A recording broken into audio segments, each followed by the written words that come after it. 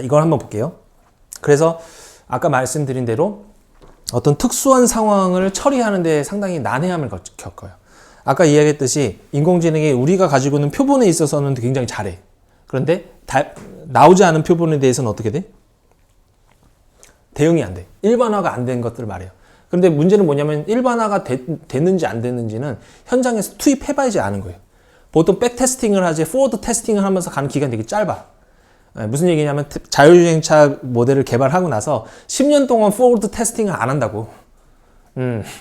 일단 만들어 놓고 팔아버려. 그리고 사고 나면 아유 안타깝게 되네 이렇게 돼버리는 무책임한 행동을 하는 거죠. 그래서 이런 특수 상황에 대해서 케어가 안 되는 것이고 여기 보이는 이 박정환이란 분인데 이게 지금 지금 이세돌 구단 이제 은퇴했기 때문에 지금 이분이 지금 탑입니다 거의. 박정환 구단 이분 굉장히 잘하시는 분인데 여기 나오는 분은 유튜버예요. 이분은 이름 까먹었네. 이분도 와가지고 막 이렇게 입담으로 이게 바둑 해설하는데 와 깜짝 놀래요. 와 너무 잘 된다. 근데 이분이 바둑이 급수가 어떻게 되는지 알아요? 이분도 구단이에요. 예. 근데 이분도 구단이야. 근데 구단 정도 되면 거의 신급이라고 봅니다. 바둑 계열에서는. 예. 신이 또 다른 신을 해설하는 그런 과정인데 너무 놀라는 그런 장면이에요. 이게 지금 나 바둑 채널 이분 거 이제 종종 보는데 바둑 알아서 보는 게 아니라 이분이 깜놀하는 게 너무 재밌어서 봐. 우와 이걸 막 이런 수를 두다니 하면서 그런데 지금 이 장면이 이게 나오는 거예요. 여기 이렇게 지금 이게 뭐냐면 인공지능이 이 수를 둬야 된다고 얘기를 하는 그런 장면이에요. 인공지능을 지금 현재 여러분들이 바둑을 두면요. 그 다음 수 뭐를 둬야 됩니까? 이렇게 다 알려줘. 네, 인공지능이. 그래서 이 수를 뒀을 때 이길 확률이 68.3이다. 뭐 이런 식인 거예요. 네. 그러니까 이 파란색이 나온 거죠. 근데 이 수를 둬야 된다고 했는데 이 박정환 구단 이 수를 안 둬. 이 수를 안 둬버려. 이 수를 안 두고 다른 수를 두어버립니다. 뭐 이런 데를. 아예 인공지능이 판독하지 못하는 수를 딱 두고 나니까 인공지능이 이길 확률이 10% 미만으로 뚝 떨어져. 끝나. 이 수 다음에 나중에 이거 볼 수 있는 기회가 있을지 모르겠지만 2020년도 최강 리그래요. 예, 요즘에는 인터넷으로 기사들이 맞다이를 떠요. 예, 근데 이거는 이제 그 당시 이제 표현으로는 이게 공식 리그가 아니라서 안 됐지만 이게 만약 공식 리그였으면은 바둑 역사상 최고의 신묘 막측한 수라고 평가를 하더라고요. 도저히 예상할 수 없는 완벽한 수가 나오는데 이 당시 이 박정환 구단이 그냥 인공지능 초살시켜버리는 수가 나는. 예. 그러니까 인공지능이 붙었으면 이 수로 인해서 인공지능이 바로 지는 그런 장면을 말한 거예요. 그래서 내가 이걸 딱 보면서 이 예제를 찾으려고 본 건 아닌데 이 해설이 너무 재밌어서 들었어. 와 이렇게 막 깜놀하는 그런 장면들. 그래서 이게 여전히 일어납니다. 이런 것들이. 인공지능의 어떤 오버피팅이 일어나는 것들을 역공격해가지고 우리가 인공지능이 넘어서는 그런 장면들. 하지만 이런 것들이 복잡해지고 더 복잡해질수록 나중에는 데이터가 많이 충족이 되고 하면 할수록 사실 인간이 인공지능을 넘어설 수 있는 부분들은 많이 또 줄어들겠죠. 그래서 저번에 이제 이야기했던 대로 이제 인공지능이 잘하는 거는 규칙적인 것, 외워서 하는 것들 잘해요. 그래서 여러분들이 그래서 하지 말아야 될 직장 대표적인 게 이제 언어와 관련된 직장은 조심해야 돼요. 예, 통역과 요즘에는 인공지능이 대체할 직장으로서 통역사는 아예 나오지도 않아. 예, 이미 끝났어. 제 아내가 통역사야. 동시통역 공부하려고 한국 외대 통번역 과정까지 석사 과정 하면서 6년 동안 러시아 공부 죽도록 했단 말이야. 관뒀어요. 예, 그렇게 하고 물론 돈만 보고 하는 직장은 아니긴 했지만 기술은 아니긴 했지만 기술이 딱 발전되니까 끝났어. 엊그저께 내가 카자흐스탄에 계약서 쓸 게 있어가지고 내가 계약서를 써야 되는데 아내한테 먼저 물어봤어요. 근데 딱 갑자기 걷었어 내가. 거두가 어떻게 했냐면 GPT한테 그냥 바로 물어봤어. 즉시 해결돼. 네. GPT한테 나 이렇게 계약서 써줘 하니까 다 나와. 그리고 이제 아내가 이제 보고 오케이 이렇게 된 거죠. 그러니까 러시아어 아무것도 몰라도 그냥 할 수 있게 솔루션이 너무 고도화돼 버린 거죠. 이 언어에 있어서는 규칙적이고 외워서 하는 일들은 다 대체되는 일입니다. 이제 소위 전문직이라고 하는 직종들이 대부분에 속해 있죠. 그래서 여러분들은 행운합니다.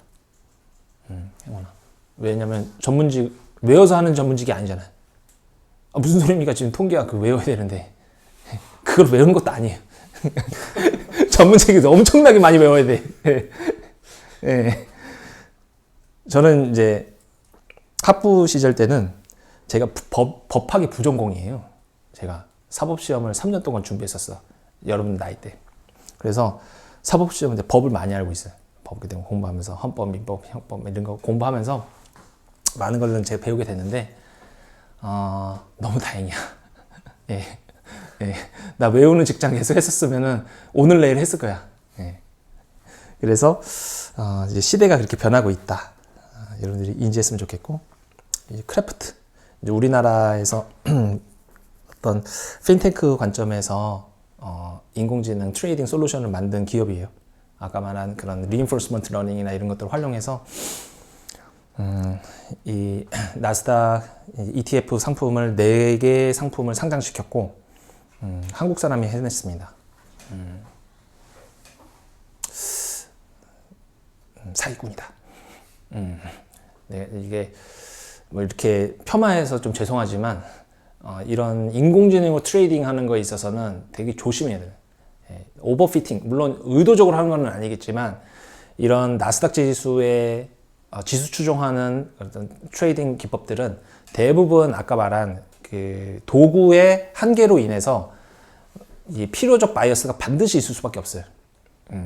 그렇기 때문에 예외적인 상황의 대응 자체가 안 돼. 지금까지는 잘 살아남은 것 같아. 잘 살아남았지만 하지만 어느 순간 예외적인 상황이 왔을 때 어떻게 된다? 한 방에 날아간다.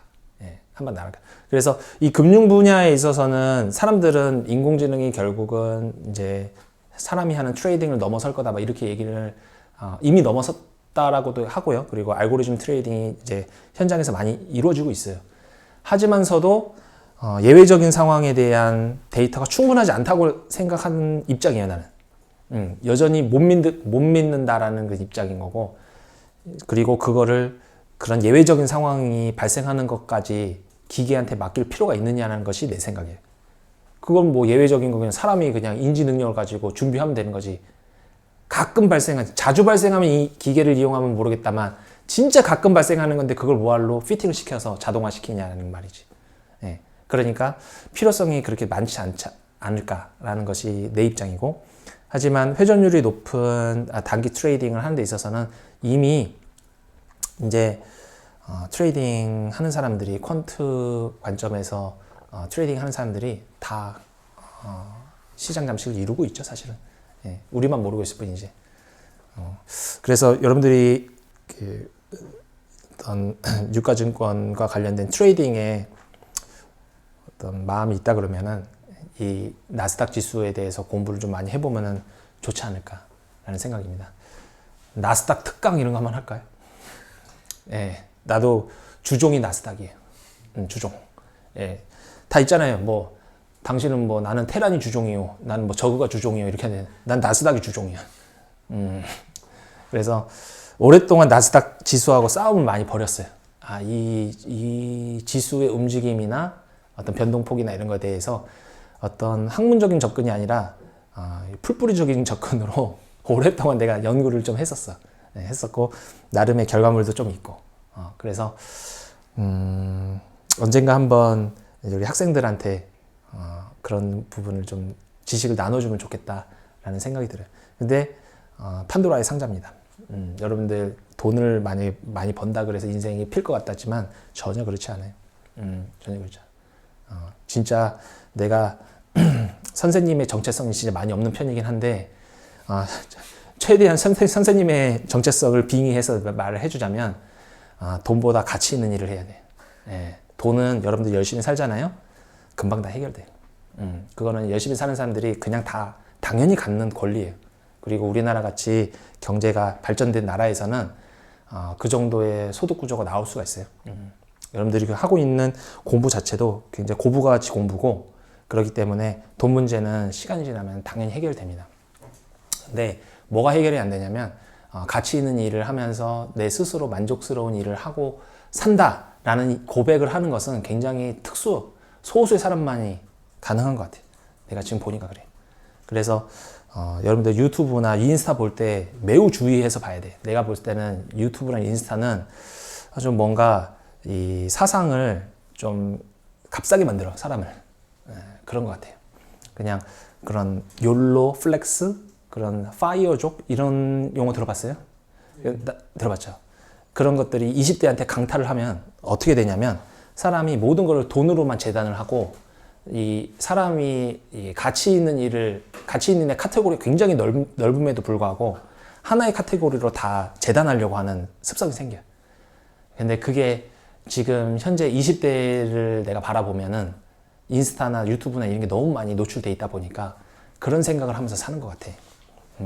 나 때도 물론 그랬지만 지금만큼은 아니었어. 그때는 뭐가 있었냐면 헬조선 티오리가 팽배했어. 한국을 떠나야 된다. 예. 대한민국은 답이 없다. 막 이런 거. 답이 없긴 뭐가 없어. 지금 엄청난 부국이 됐는데. 예. 완전 헛소리로 증명됐죠. 그때 정말 진취적으로 생각하면서 준비했던 사람들은 한국에서 유의미한 결과를 다 냈는데, 그냥 아무 생각 없이 그냥 인터넷에서 떠도는 얘기 그냥 영향받아가지고 헬조선. 그렇게 돼버린 거지. 예. 그런 거랑 비슷하게 욜로, 파이어 뭐 이런 거 있잖아요. 굉장히 조심해야 된다. 마음을 굳게 먹고 나는 인스타 볼 때마다 오늘 정말 내 마음을 잘 지켜야 되는데 흔들리면 안 되는데 그러면서 봐야 되지 않을까. 안 그러면 어느 순간인가 여러분들은 돈 버는 기계로만 전락하게 돼요. 그리고 행복하지 않아.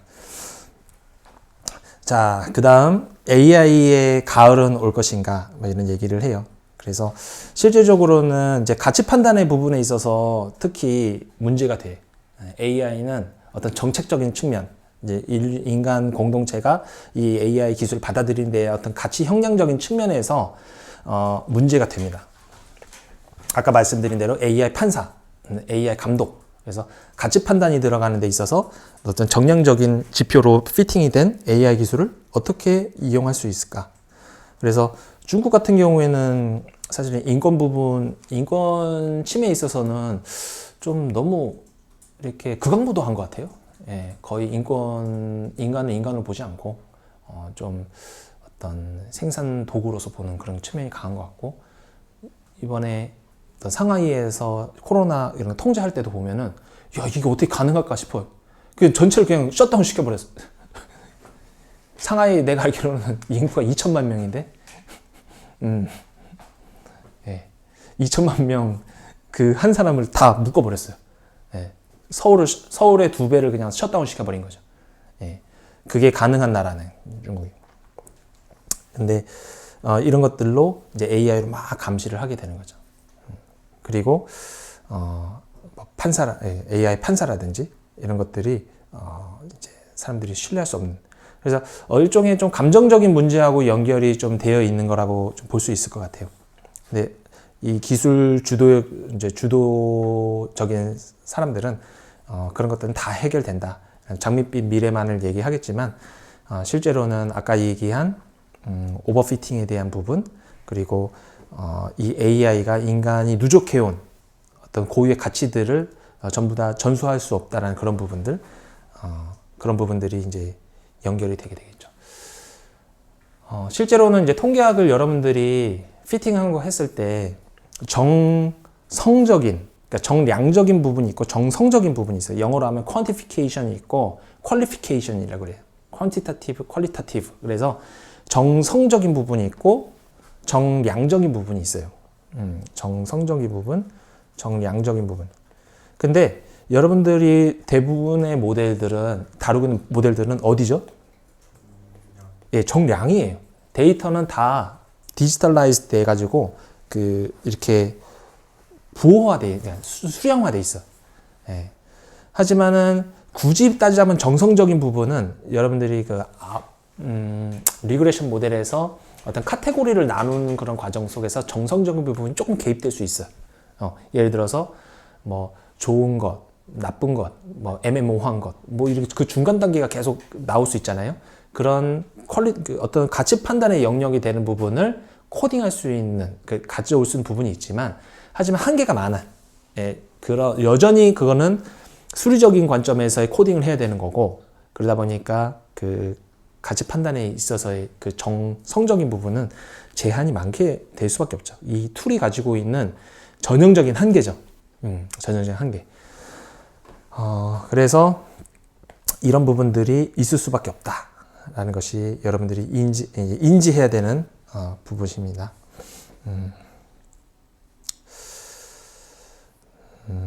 그래서 사실은 이제 뒤에서 조금 더 설명을 하겠지만은 AI는 1950년대 그때 한참 개발이 된 이후로 나서 최소 한 2번의 암흑기가 사실 있었고, 나 개인적으로는 이제 알파고가 나오면서 이제 한번 떴잖아요. 근데 내가 봤는데 리인포스먼트 러닝 완전히 말장난이고, 그래서 한번 다시 꼬꾸라질 거라 생각했었어.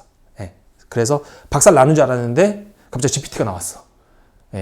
이게 사실은 이렇게 막 이룩하다가 다시 수직낙하하는 과정이었었거든, 사실은 AI가. 왜 그러냐면 다시 이거 별거 없네 이렇게 된 거지. 오락기야 뭐 그게 우리 인생 바꿔주는 건 아니야. 오락 잘한다 그래서. 그런데 GPT가 막 나오고 생성 모델이 나오니까 다시 이렇게 탄력을 받아서 이륙을 하려고 하는 그런 모습들이 지금 나타나는 상황이라서, 나 개인적으로는 내 예상이 틀렸어요. 나는 그 사이에 암흑기가 한번 다시 올 거라고 생각했거든. 근데 그 암흑기에 굉장히 아주 밝은 불빛을 비춰서 나도 좀 당혹스럽긴 했는데, 이제 그 한계점이 이제 여기 나오는 거죠. 활용할 만한 데이터가 많지 않아요. 결과적으로 아까 내가 세마이 슈퍼바이스 러닝 이야기를 했지만, 이 데이터는 있지만 이 데이터가 무슨 의미야 해서 라벨을 붙여줘야 되는데 라벨이 없어. 그러니까 어떻게 돼? 활용 못해. 리그레션 모델은 여러분 이제 기본적으로는 미싱 밸류를 못 받아들입니다. 그렇게 돼 있어요. 나중에 그 수리적인 측면을 보겠지만 미싱 밸류 하나만 있어도 모델이 피팅이 안 돼. 그러면은 그거를 다 예외 처리해가면서 우회적인 방법을 해야 되겠죠? 두 번째는 투자 대비 효용이 높지 않다. 이런 얘기예요. 이거는 이제 뭐냐면 이 고객의 니즈의 수준이 되게 높다는 걸 말을 하는 겁니다. 효용이. 우리가 원하는 효용은 생각보다 높아요. 어줍지 않게 만들어봤자 안 쓴다 이런 얘기인 거죠. 그리고 세 번째는 중소기업 컴퓨팅 비용이 큰 부담이 된다.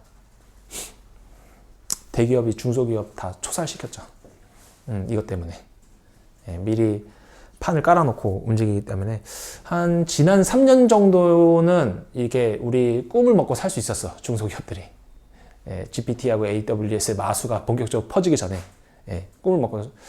근데 여전히 AWS를 만약 안 쓰면 답은 있어 보이기는 해요. 독자 서버를 그냥 구축하면 되거든요.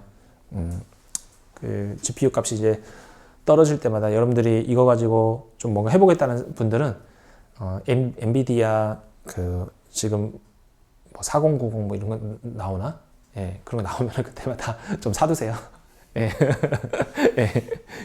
다시 뭐 코인이라든지 뭐 컴퓨팅 인공지능 불 붙으면 그거 순식간에 또 천정부지로 올라. 그게 없어서 이게 수익화를 못 내는 거거든. 그래픽 카드가 너무 비싸. 거기 핵심이. AWS 쓰려 그러면은 GPU 붙이는 순간 CPU 가격이 10배예요. 돌린다는 건 거의 불가능해. 그래서 이제 내가 생각했었던 건 뭐냐면은 모델을 경량화 시켰고 앱에다가 집어넣자라는 생각이었어, 나는. 그래서 지금 앱이 있는 뭐 제보시오라는 앱 혹시 써봤나요? 우리 이제 저기 시간 날 때 한번 다운 받아보세요. 심심할 때. 그 제보시오라고 내가 해놨는데 옷 사이즈를 자동으로 측정해 주는 거예요. 라이다 센서를 이용해서. 그래서 그거를 앱 하나 만들어 놨는데 이제 그 모델이 그런 거예요. AWS한테 돈 내기 싫잖아.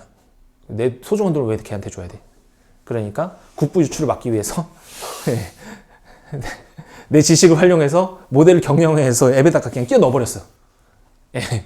집어 넣어버리니까 어떻게 돼? 나는 AWS에 세금을 바칠 용의가 전혀 없다라는 걸 내가 강력하게 표명했죠. 예. 쓸데없는 생각이죠. 예. 예. 그래서 지금 인공지능 모델이 돌아가는데 보통은 다 API 끌어가지고 그렇게 이렇게 통신을 해가지고 워크스테이션을 돌린다고. 여러분들이 이제 나중에 배우는 모델 같은 경우는 대부분 다 워크스테이션에 모델을 박아놓고 그리고 호출만 한다고 여기서. 예, 처리는 여기서 하고. 근데 그런 거, 그 처리를 하는 그 워크스테이션이 비싸요. GPU 2정만 붙여도 돈 1,000 나가요. 그런데 돈 1,000만 원 가지고 서비스 돌릴 수 있어? 안 되죠. 그래도 서버가 한 10대는 있어야 되지 않을까? 최소? 동접 붙으면은 동접 처리도 안 돼. 예. 그러니까 동접 10명이 붙었어. 그러면은 기다리고 있어야 돼. 그 11명째부터는. 예. 근데 서비스가 느려. 그러면 이용할까? 안 하죠. 그러면은 10대만 이용한다 그래도 얼마예요? 1억. 컴퓨터 값만 1억이에요. 그러면은 동접 붙는데 뭐 100명 붙는다 그러면 100명 붙어야 되죠. 워크스테이션 100대. 10억. 예. 10억 있으면은 서비스 제대로 돌리고 AWS한테 세금 안 받쳐도 돼. 그러니까 어떻게 돼? 중소기업은 뭔 개소리야? 뭐 이렇게 돼. 10억이 어디 있어? 이렇게 되는 거지. 10억 있으면 내가 사업을 왜 해? 이렇게 얘기가 나오는 거예요. 그래서 상당히 허들이 높아요. 여러분들이 너무 기술을 열심히 배우면 끝나는 줄 알았는데 몽둥이를 딱 들고 있는 거지. 어디서 여기를 통과하려고 돈 내야지 이놈 자식들. 그런 과정. 예. AWS는 진짜 너무 비싸서 사실상 안 될 것 같고요. 제가 봤을 때. 어떻게 보면 국가적으로 이거를 좀 열어줄 수 있는 컴퓨팅 리소스를 제공하는 그런 것들이 좀 있어야 되는데 있긴 있는 것 같은데 나도 지금 여태까지 찾아보지는 못했어요.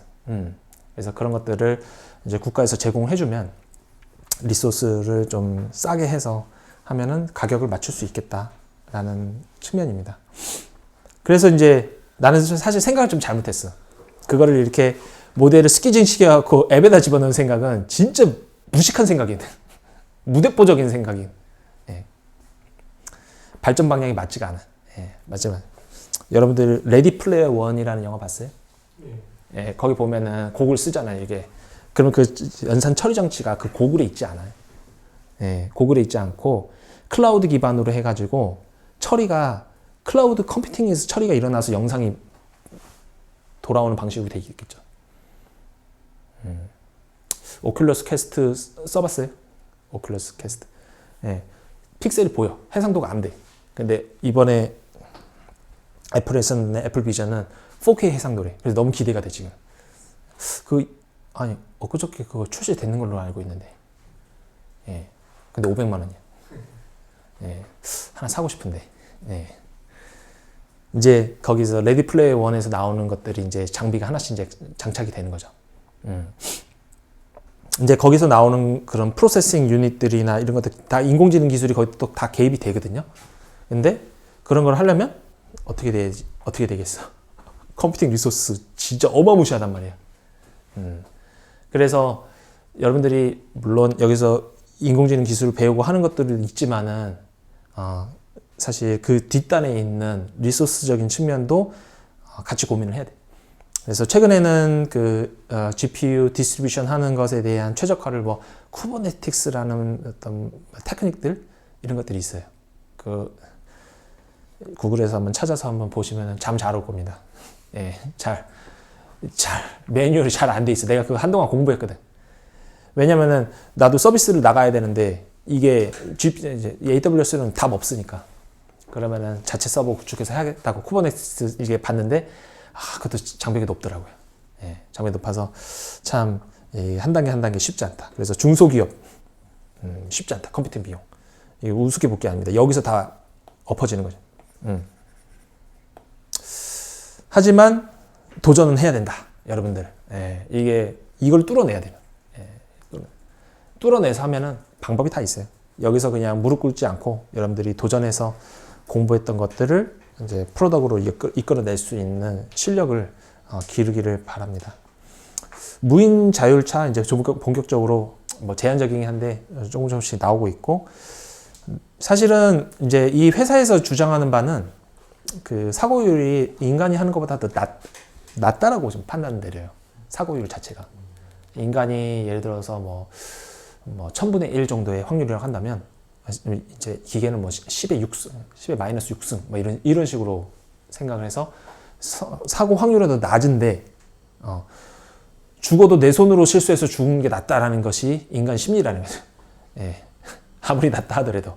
그러니까 여기에 그게 개입이 하는 거예요. 심리적 요소가 개입이 된 거야. 예. 내가 실수해서 죽는 게 낫습니다.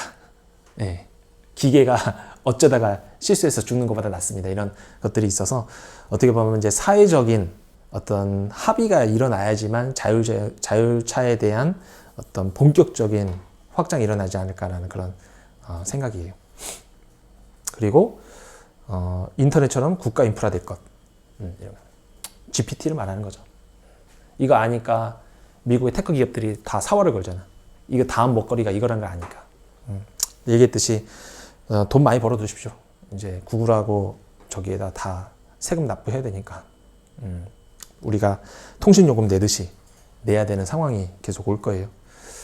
그래서 이제 그런 의미는 무슨 이제 다른 방향성 얘기하자면 대학교에서 GPT로 이거 숙제해서 내면 안 되는데 뭐 이렇게 나오고 시대에 역행하는 생각.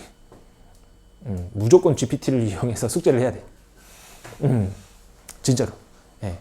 우리 때는 어떤 게 있었냐면 학생들이 지금 컴퓨터를 이용해서 레포트를 쓰네. 손으로 써야지 이랬단 말이야. 황당 웃기잖아. 10년 후 때가 그런 얘기가 나온다니까. 예. 야, 우리 때는 GPT 쓰지 말라 그랬다니까. 그 학생들 웃을 거야. 그렇게 시대가 변하는 거야. 예. GPT가 나오면은 당연히 인공지능을 이용해서 써야 됩니다. 예. 통계 분석도 마찬가지예요. 통계 분석 툴, 그 데이터 애널리시스 툴 보니까 진짜 예사롭지 않던데, 좀 이 통계 분석 툴에 있어서도 좀 패러다임 많이 바뀔 것 같아요. 그래서 그런 것들이 일어났을 때 여러분들이 적극적으로 팔로우업 하는 것들이 되게 중요하겠다라는 것을 이야기할 수 있겠습니다. 그 다음은 이제 AI 윤리적, 법적 논의 확산. 이제 아까 이야기했던 거하고 관련된 거죠. 이제 면접의 불공정성, 판독을 내리는데 이런 여전히 바이어스도 문제예요. 바이어스. 예를 들어서 뭐 이제 우리나라는 안 그런데 외국은 이제 인종차별 심하니까 이제 흑인인 경우, 뭐 백인인 경우 차별을 두고 흑인인 경우에는 더 어떤 강화된 감시, 백인은 좀 약간 완화된 감시 이런 것들이 윤리적인 문제가 생기죠. 예. 인종별 어떤 얼굴 인식 정도 이런 것도 다 정보 편향성이 일어나고. 근데 이런 것들을 해결하기 위해서는 근본적으로는 빅데이터 관점에서의 그 표본 추출, 그런 논리적인 어떤 이론적인 측면이 개입이 되지 않으면은 컨트롤 안 될 거예요. 계속 주먹구구식으로 하면서 최종적으로 오브젝트 펑션만 컨트롤하는 식으로 이야기가 될 텐데, 그래서는 근본적인 해결이 안 될 거다라는 것이 제 생각입니다. 그래서 그런 역할을 이제 여러분들이 해줄 수 있겠죠. 그 다음은 이제 표준화 부분. 표준. 여러분들이 지금 뭐 텐서플로우, 파이토치 뭐 등등등등 이렇게 배우는 것들이 있잖아요. 어떤 프로그래밍 언어 부분에 있어서도 표준화가 안 돼 있고, 그리고 모델을 평가하는 데 있어서도 표준화가 안 돼 있어. 그러다 보니까 여기 재미있는 게 뭐냐면 내가 그냥 얘기하는 거지. 주장하는 거야, 그냥. 어떤 인공지능 기술에 대해서 그 국가 R&D를 주장할 때 그 기준을 내가 만들어. 그런 상황이에요. 그래서 내가 이런 상황인데 이것보다는 높게 하겠습니다라고 하는데 이것보다가 기준이 되잖아요. 이것보다 높게 하겠다. 이것보다를 내가 만들어. 그러니까 황당한 거죠. 왜냐하면 비교할 기준이 없으니까. 표준화가 안 돼 있어요. 네. 네. 그래서 이런 부분들을 이제 표준화가 돼야지만 이제 어느 정도 신뢰성 있는 인공지능 개발이 될 수 있겠다라는 것이 어떤 현 시점에서의 어떤 니즈들이다라고 보시면 될 것 같습니다. 그 자율주행 네, 네, 인간보다 이제 그 자율주행 현재 했을 때 사고율이 훨씬 적다고 말씀하셨잖아요. 네. 근데 그 사고도 나는데 이제 경중에 따라 다르잖아요. 큰 사고냐 아니면 간단한 접촉 사고냐. 네. 근데 그렇게 자율주행의 사고가 나는 그 비율이 큰 사고의 비율이 좀 큰가요? 아니면 그게 더 부각돼서 생기는 건가요? 자율주행 크고 작은 사고를 많이 내는 건지 아니면 큰 사고를 이거는 이제 그러면 질문이 작은 사고가 많이 나는지 큰 사고가 많이 나는지 그게 궁금한 건가요? 그것도 이제 인간이 사고 나는 것처럼 자율주행도 비슷한 방법을 따르는 건지 아니면 자율주행으로 사고가 났을 때는 이제 그냥 아예 큰 사고가 나는 건지 이렇게 그 햇빛처럼 이렇게 네. 센서가 고장나 버려가지고 그렇게 된 건지. 그 질문이 이제 자율주행차 사고의 특성을 물어본 거죠. 네. 예. 이렇게 대형 사고가 주로 나는지, 이제 접촉 사고, 자잘한 사고가 많이 나는지. 저도 잘 몰라요. 저도 아마 테슬라나 현대차 임직원이면 나도 정확하게 알 텐데, 워낙 그런 것들은 다 초민감한 정보 아닐 거니까 그게 만약에 데이터가 자율주행차는 접촉사고가 아니라 한 방으로 끝장내는 사고만 자주 난다 이렇게 만약에 데이터가 유출되면 아무도 안 타겠지. 너무 무서워가지고 한 방에 훅 간다 이렇게 되니까. 맞습니다. 그래서 그런 것들은 아마 안 나올 거예요. 수면 위로 안 떠오를 거고. 근데 이제 어떻게 피팅하느냐에 따라 다를 것 같아요. 그것도 예외적인 상황을 어떤 접촉 사고의 어떤 방지를 위한 어떤 특수한 모델을 계속 하더니 아니면 진짜 어떤 특수한 사고가 많이 날 수 있을 때 속도가 높다든지 이런 상황에서만 어떤 예외적인 상황을 더 집중한다든지 이런 게 샘플링을 어떻게 하느냐에 따라서 이제 주안점이 다를 것 같은데 이제 지금 이제 학생이 이야기해 준 거는 되게 중요한 개념입니다. 왜냐면 이제 보통은 기준을 보통 하나를 가지고 해요. 하나.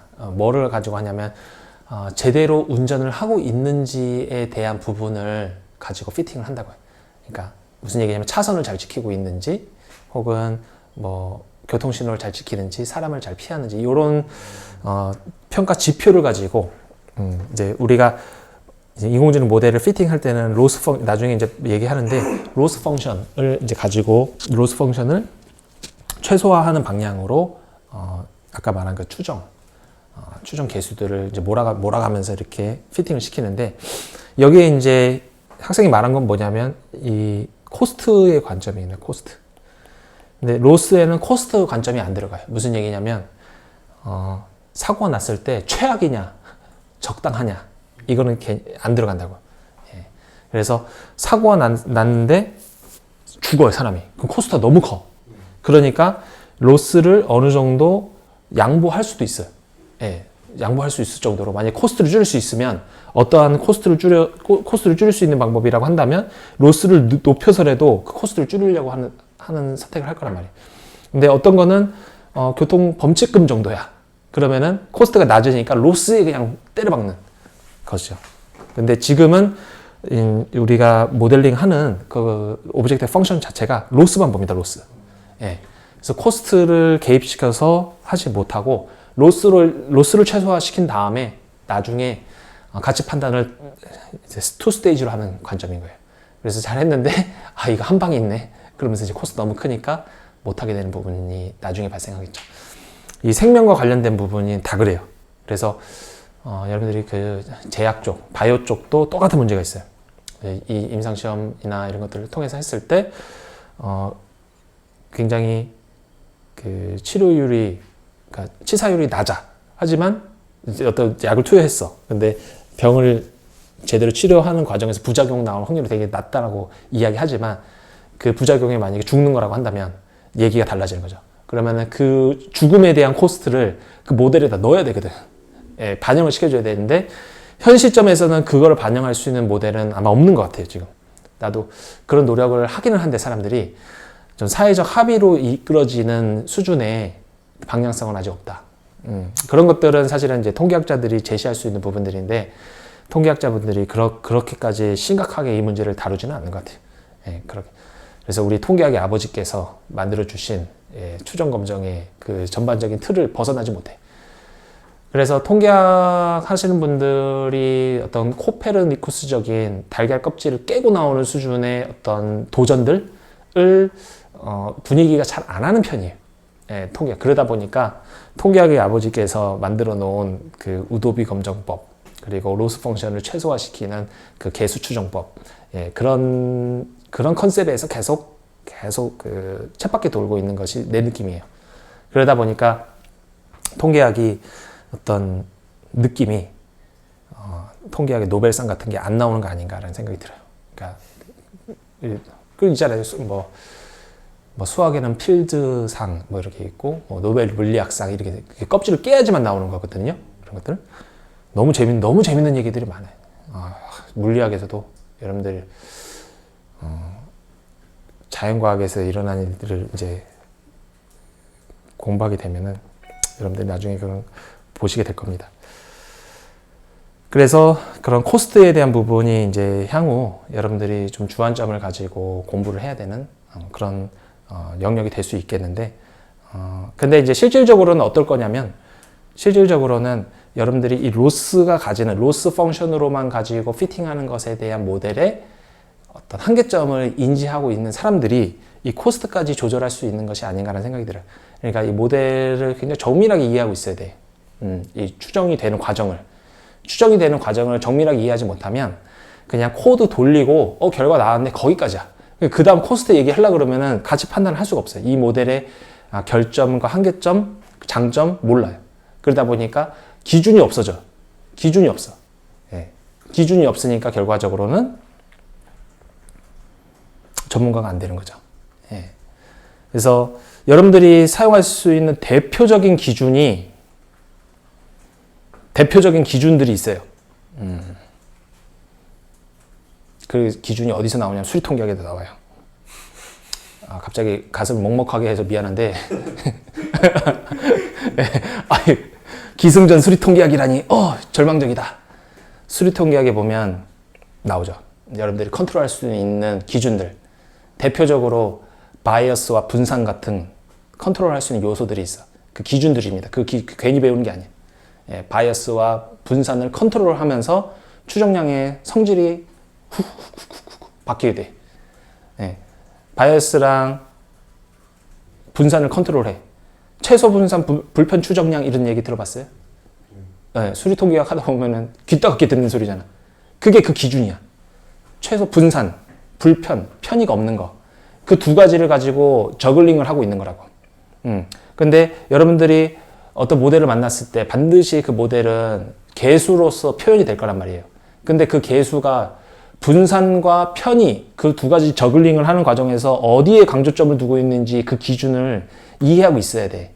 그래야지만 그 모델이 아까 말한 그 다음 영역인 코스트를 이야기할 수 있는 그 기준 방향성 제시하거든요. 예, 말은 쉽지, 이렇게.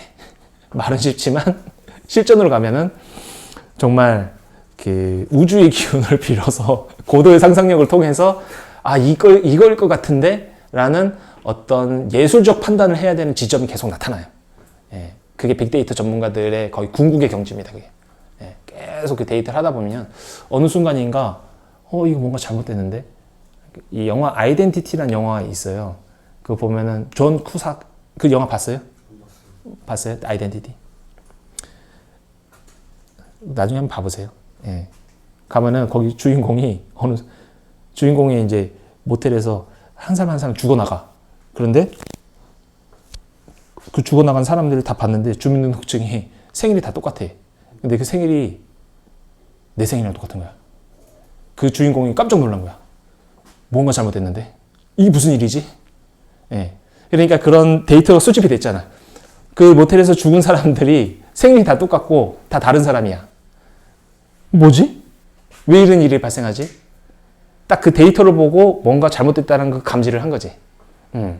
그 이면에 있는 것을 볼 수 있는 능력이 있어요. 근데 그 영화에서는 그 이면에 있는 진실이 뭐였냐면 다중인격자였어.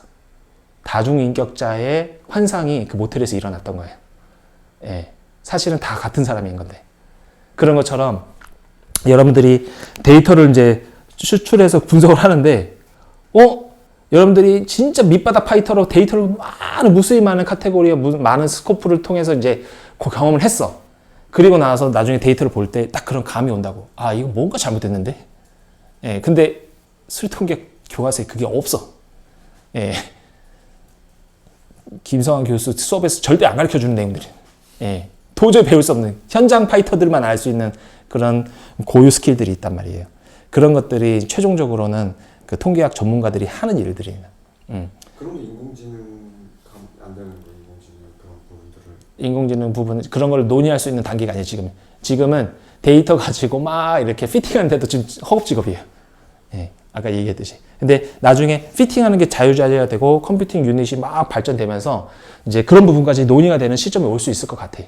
그러면 그때 또 다시 시작입니다. 이 데이터가 피팅이 되는데 왜 이렇게 성능이 나오지? 하면서 아까 말한 그 통계학의 고유 도구, 툴인 분산과 편의, 바이어스를 가지고 다시 고민하기 시작할 겁니다. 이 진실이 뭐지?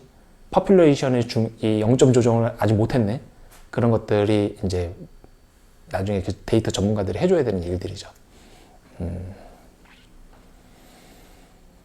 그런 길로 한번 시금을 전폐하고 한번 도전해 보시는 것도 권유해 드립니다. 한 30대 중반까지 쭉 공부만 하는 걸로.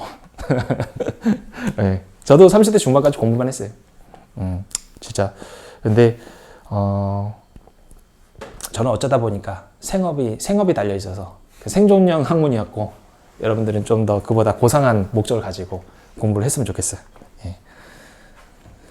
그래서 이 인공지능 전문가의 역할 아주 적재적소에 잘 질문을 해주셨어요. 그래서 인공지능 앞으로의 전문가 역할이 내가 뭐가 필요할까 제가 고민을 해봤어요.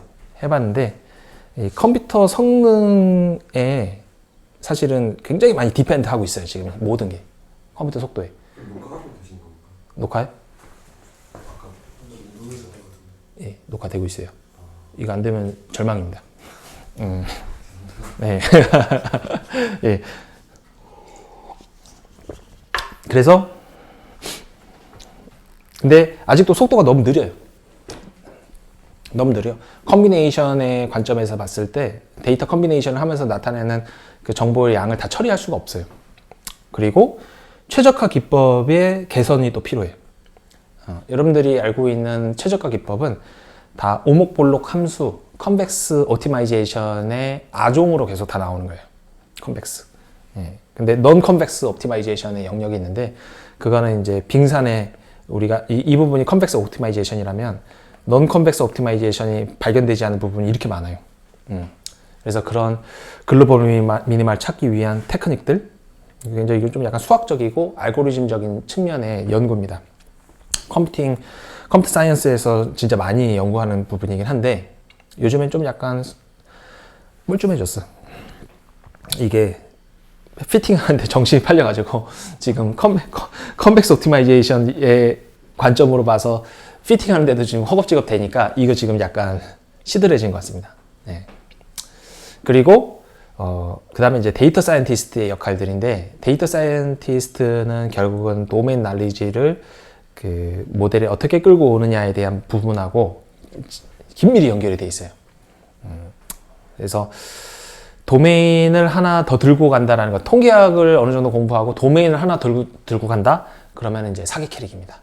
대표적으로 이제 저도 그런 루트를 좀 겪었죠. 저는 원래 바이오인포메틱스, 바이오스태틱스 쪽이라서 이 생명공학 쪽의 내용도 많이 알고 있어요. 예, 분자생물학 기반의 지식들이 있고 그래서 그 도메인 날리지를 기반으로 해서 모델이 리저너블하게 말이 되는 그 모델들을 산출해낼 수 있는 방향성을 알고 있단 말이죠. 근데 도메인 날리지가 없으면요 해괴망측한 그런 일들이 많이 해괴망측한 분석을 해놓는 현장에서 적용이 안 돼. 예, 그런 것들이 이제 발생해서 보통은 도메인 날리지 하나를 가지고 있는데도 급급하죠. 근데 통계학과 출신들이 이렇게 응용 통계학 쪽으로 진입을 해서 특히 이제 생물 통계학 같은 경우는 이제 미국에서 굉장히 꽃을 피웠어요. 우리나라는 좀 약간 발전 속도가 좀 서운한데 특히 이제 분자생물학 기반의 바이오인포메틱스 쪽, 바이오테크놀로지 쪽은 진짜 많이 개발이 되어 있고 기회가 진짜 많죠. 여러분들 통계학 공부하다가 조금 한국 좀 서운한데 하고 생각이 들면서 좀 응용 통계학 쪽으로 가고 싶다 그러면은 바이오인포메틱스 선택하면은 거기 뭐 우리 먹거리 문제는 다 해결됩니다. 그렇게 됩니다. 그래서 나는 이제 그거 하다가 한참 하다가 이제 나는 한국에 돌아오게 됐어요. 하다가 이제 한국에 오니까 기회를 많이 놓쳐서 다른 방향으로 진행한 그런 사람이라고 볼 수 있겠습니다. 그래서 도메인 날리지를 들고 있으면서 통계적인 어떤 기법 고도화의 지식들 그런 것들을 동시에 갖추게 되면 이제 소위 자웅동체, 북치고 장구치고 깽가리치고 뭐 혼자서 다 하는 거죠. 그래서 혼자서 무엇인가 퍼포먼스를 낼 수 있는 사람으로 되고, 그래서 외국에서 우리나라에서 이거 트레이닝 하기는 좀 쉽지는 않아 보여. 데이터, 그러니까 기법상의 어떤 어려움이라기보다는 커뮤니티가 작아요. 근데 외국에서는 이런 커뮤니티가 커서 그런 도메인 날리지를 배울 수 있는 곳에 가면은 참 좋겠다라는 그런 생각이 전 개인적으로 듭니다. 그리고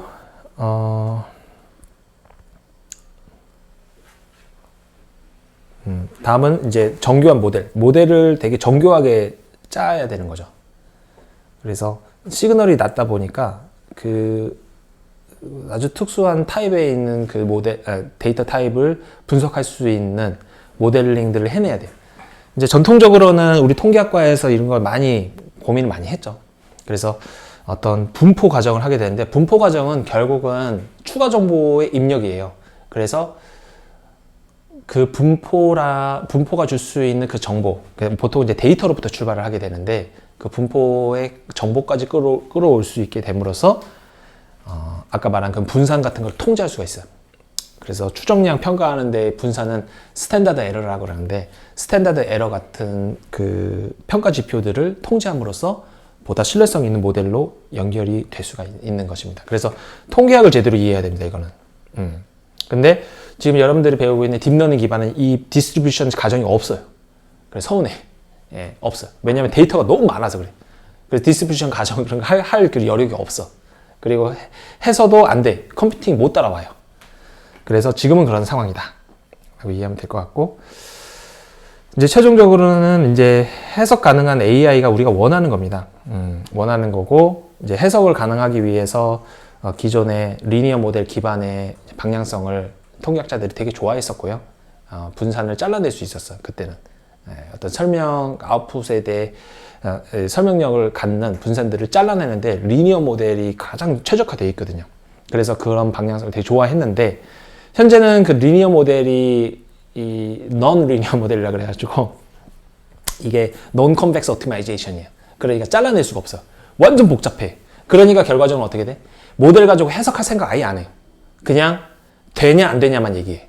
그래서 통계학에서는 해석을 모델을 통해서 하기를 되게 원했단 말이에요. 그리고 그런 방향으로 발전이 돼 있었고, 그런데 지금 현재는 non-linear 모델의 non-convex optimization이다 보니까 결국은 해석할 수 있는 여지가 없어. 그러다 보니까 뭐 explainable AI라고 하는데 그거는 차선이에요. 한 변수를 제거하고 넣고 이렇게 하면서 변동폭이 어떻게 변하는지에 대한 어떤 차선의 방법을 이용해서 어떤 해석을 좀 하려고 하는데 여전히 한계가 있습니다. 이 모델 자체가. 그래서 시작부터 잘못된 거예요. 시작부터가 해석 불가능한 모델을 지금 선택을 했고, 이제 그러다 보니까 이거는 이제 어떤 논리의 납득이라기보다는 설득의 문제예요. 이렇게 했을 때 잘 되지 않겠습니까? 받아들일 수 있지 않겠습니까? 라는 사회적 합의로 받아들여야 되는 부분입니다. 왜냐하면 어느 순간인가 인공지능에 이 권위를 주게 되면 이런 터미네이터 3 엔딩 장면 보면은 스카이넷이 그냥 핵무기 쏴버리거든요. 닌겐들 다 죽어라! 하면서 이렇게 핵무기. 그런 것들이 우리 인간이 되게 불안해하는 거예요. 글로벌 미니마로 안 가고 로컬 미니마로 피팅돼 있으니까 예측 못한 것들을 우리가 통제 안 된다라는 부분들이. 근데 지금 현재의 모델은 글로벌 미니마를 못 간다고 봐야 됩니다. 이미 복잡성이 너무 크기 때문에. 그러면 이제 현실적으로 우리가 가지고 있는 AI 모델, 딥러닝 기반의 AI 타이틀을 붙인 모델들은 어느 정도 수준인지 보면 사실 이제 우리 인간의 스펙을 보면 안구가 한쪽이 초당 한 1.7기가, 한 2기가 정도예요. 처리하는. 우리 운해가 처리하는 속도가, 이 스펙이 있습니다. 우리. 여러분들 이렇게 고개 이렇게 흔들면은, 어떻게, 못 따라와. FPS가 낮아서 그래요. FPS가 한 장면당 처리할 수 있는 속도가 한 10에서 15 사이 정도일 겁니다. 이게 FPS가 뭐 한 20, 50 넘어가면 이렇게 고개를 흔들어도 이게 잔상이 아니라 딱 선명하게 보여요. 예. 그래서 이게 못 따라와. 이게 지금 운해가 스펙이 딸린 거예요, 지금. 예. 맞죠? 이렇게 해보면 선명하게 안 보이죠? 운해가 못 따라오는 겁니다. 운해가 처리 속도가 느린 거야. 근데 어쨌든 운해가 지금 정보 처리가 안구 하나당 초당 2기가를 해상도를 처리하고 있다고. 두 짝이니까 어떻게 돼? 초당 4기가.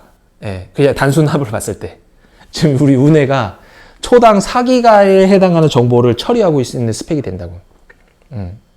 그리고 실제로는 그것만 하는 건 아니고요. RGB 이미지를 받잖아요. RGB 이미지를 받으면 그 차원이 어떻게 지죠?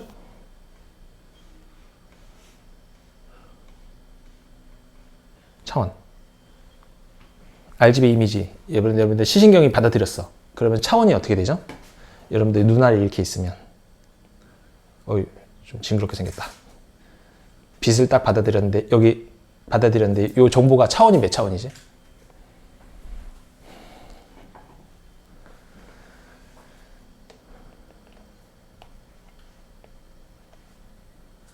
예. 2차원이죠, 2차원. 무슨 소리입니까? 지금 내 원근법에 의하자면 지금 저게 더 멀고 저게 좁은데? 예, 아니에요. 2차원입니다, 여러분. 시신경에 맺히는 거는, 시신경에 맺히는 그 정보는 2차원 정보야. 그래서 2차원 정보에 딱 맺혔어요. 그러면 이게 뇌에 어떻게 들어가냐면, 이 뇌가 기능이 사실 되게 좋아요. 나중에 인코딩, 디코딩 할 때 조금 더 배우는데, 이 시신경 다발로 그냥 가버려요. 예, 다발로 가면서 이 2D 정보가 1D로 압축이 돼버려요. 예, 1D로. 어떤 메커니즘에서 압축이 됐는데, 그리고 나서 우리 중앙 처리 장치인 운해로 딱 넘어가면은 어떻게 되죠? 3차원. 예. 암호화, 복호화의 능력이 진짜 뛰어나요. 압축을 했다가 다시 3차원으로 뿌려줘. 그래서 지금 우리가 보고 있는 건 환상이에요. 3차원 정보를 우리 센싱을 한 번도 한 적이 없어요. 2차원 정보를 가지고 여기 머릿속에서 형상화한 거예요. 예. 그러니까 뭐 어떻게 돼? 이렇게 딱 만졌는데, 무슨 소리예요? 지금 여기 딱 느껴지는데, 만져지면 제가 3차원 정보인데, 어느 순간인가 안 만져지는 날이 있을 수도 있다는 거예요. 예. 우리 뇌가 비주얼라이제이션, 형상화 능력이 뭔가 제한이 되는 어떤 영역이 있을 수 있잖아. 그럼 거기 안 만져져. 예. 그러니까 우리는 지금 사실은 허상을 보고 있는 거예요. 한 번도 3차원을 센싱 한 적이 없어요. 근데 3차원 센싱 할 수 있는 센서가 있으려면 그런 상어나 아니면 박쥐 같은 경우는 3차원 센싱 가능해. 거리를 측정할 수 있는 초음파를 때리고 거리 돌아오는 속도를 가지고 센싱을 한다고. 그래서 거리 정보를 그렇게 받아보면서 실제로 어디에 물질이 있구나 이렇게 본단 말이지. 근데 우리 인간은 그렇지 않아요. 우리 인간은 수정체의 두께나 이런 것들이 학습이 돼서 이렇게 하니까 좀 멀어지고 이렇게 하니까 상이 안 맺혀지네. 요 데이터 분석을 통해서 그리고 요 눈과 안구 사이의 그 각도를 뇌에서 처리를 함으로써 거리가 적용되네 하면서 데이터 분석을 통한 룰 베이스의 측정이지 한 번도 우리 인간은 이거를 센싱을 할 수가 있는 능력이 없거든요. 그러니까 완전히 저스펙이지 우리 인간이. 예. 박쥐보다 못한. 예. 박쥐는 그래도 3차원 정보 센싱 할 수 있는데 별거 아닌 것 같지만은 진짜 크죠. 예. 우리 공부할 때도 2차원 정보 가지고는 정보 허접해. 예. 3차원 정도 라이다 센서 이용해야지 이게 싹 예쁘게 쫙 공면이나 잡혀져. 예. 잘 한번 생각해봐요. 내가 지금 3차원 정보를 받고 있는 건지 2차원 정보를 받고 있는 건지. 그래서 안구 한쪽 땅 2기가 4기가 정보 그리고 압축했죠. 압축해서 다시 운해로 집어넣어가지고 합쳐져가지고 3차원 정보로 비주얼라이제이션 해. 근데 그 프로세스가 FPS가 한 시간 초당 한 10장씩 한단 말이에요. 이렇게 하면. 예. 그 일이 지금 뇌에서 발생하는데 이 정도 스펙은 컴퓨터가 할 수 있어야 된단 말이죠. 예, 컴퓨터가. 그래서 이 데이터의 컨비네이션을 자유자재로 해낼 수 있고, 그리고 우리는 보고 나서 정보가 다 소실이 되지. 하지만 보고 나는 그 정보를 모두 다 저장해갖고 컴퓨터에다 집어넣어. 그냥 인간의 일생 처음부터 끝까지 다. 그거를 다 컴퓨터에다 집어넣어놓고 그 컨비네이션을 통해서 모델링을 하고, 그렇게 될 수 있을 때 AI하고 사람의 스펙이 일단 맞춰지는 거예요. 근데 기본적으로 인간이 태어나서 이게 쭉 살아오면서 나오는 그런 시각적 정보, 청각적 정보 이런 것들 다 소실돼서 없잖아요. 일부분만 우리가 측정해가지고 비디오 카메라로 끌고 와서 가져오잖아요. 그러니까 정보량 자체가 이미 일단 비교가 안 돼. 우리 인간의 능력과 이런 거 비교했을 때.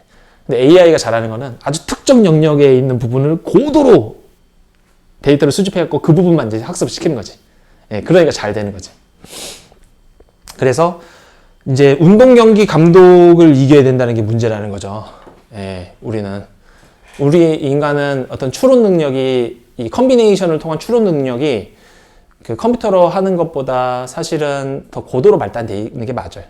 그래서 아까 봤듯이 알파치노가 손가락 한번 보고 전광판 한번 보고 동공 지진이 일어나는 거 한번 보고 그럼 이 상황에서는 코만치. 이거는 모델링 할 수가 없어. 아주 스몰 데이터만 가지고 이야기했을 때 인간의 고유 프로세스, 고유 로직에 의해서 이건 이럴 것 같은데 라는 그런 판단 능력인 거죠. 그럴 때 좀 약간 우리 톡의 엔지니어의 관점에서 봤을 때는 인간이 그런 수량화된 정보들을 합쳐서 그 판단을 내렸다 이렇게 이해할 수도 있을 것 같아. 하지만 이제 컴퓨터가 그 인간의 스펙을 못 따라가는 거지. 스펙과 자료량이 너무 적은 거예요. 그래서 궁극적으로는 이걸 여기까지 가려고 한다면 상당 기간 오랜 시간이 거쳐야 되는 거 아닌가라는 것이 제 생각입니다. 그 다음은 이제 인공지능과 빅데이터의 과거. 이제부터 수면주의. 조심해야 됩니다. 지금부터는 좀 어두운 이야기를 해야 되는데,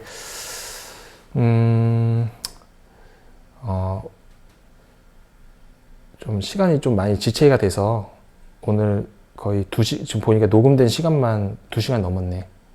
오늘은 여기까지 하고 그 뒷부분을 제가 조금 다음 시간에 조금 원래 뒤에 다 하려고 그랬는데 좀 빨리 스킵을 하고 이제 그 다음에 이제 프리페이스 이제 우리 딥러닝 책 그거를 같이 한번 찬찬히 훑어보면서 이야기해보는 시간을 갖도록 할게요.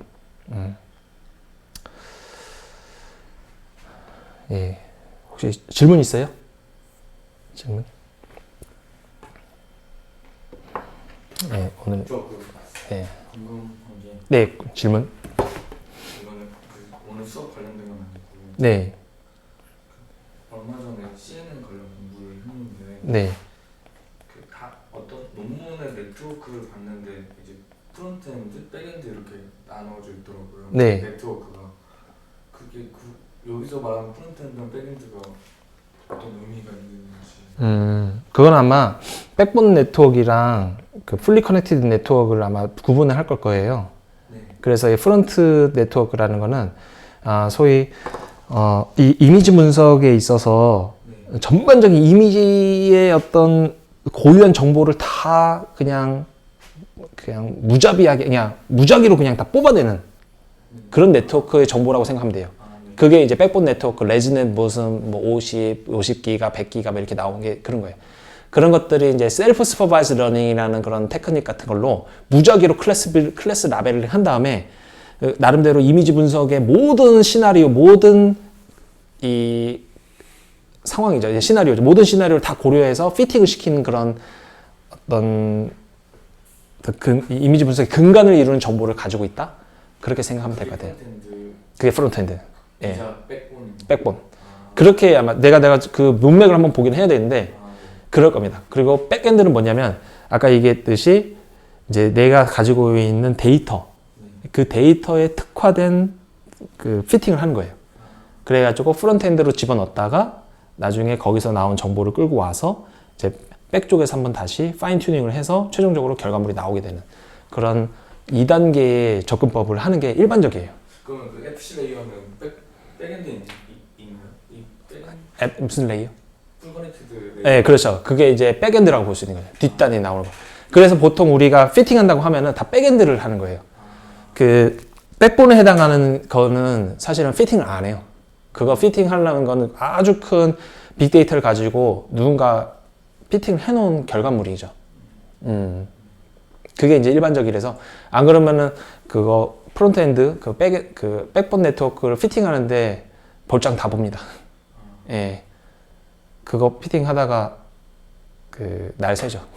그래서 그거는 뒤에서 한번 조금 더 이야기를 나눌 예정입니다. 좋은 질문입니다.